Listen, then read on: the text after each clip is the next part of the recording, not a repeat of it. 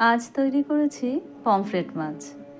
তো সবার আগে পমফ্রেট মাছটা নুন হলুদ দিয়ে মাখিয়ে নিয়ে ভালো করে ভেজে তুলে রেখেছি।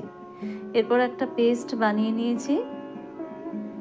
পেস্টে রয়েছে আদা, পেঁয়াজ, টমেটো, কাঁচা লঙ্কা আর সামান্য গরম মশলা। এবার সর্ষের তেলের মধ্যে সাদা জিরে আর শুকনো লঙ্কা ফোড়ন দিয়ে তাতে ওই পেস্টটা অ্যাড করে দিয়েছি।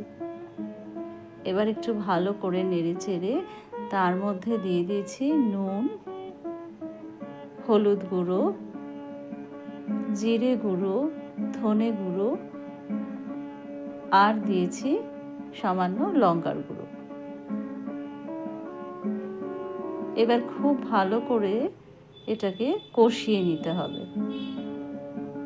মশলাটা ভালো মতো কষে গেলে তার মধ্যে পরিমাণ মতো জল অ্যাড করে দিতে হবে।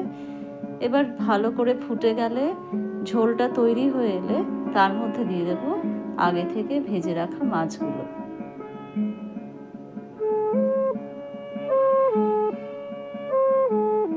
এবার মাছের ঝোলটা কিছুক্ষণ ঢাকা দিয়ে ফুটিয়ে নেওয়ার পর ওপর দিয়ে ছড়িয়ে দেব ধনেপাতা কুচি আর দেব চেরা কাঁচা লঙ্কা।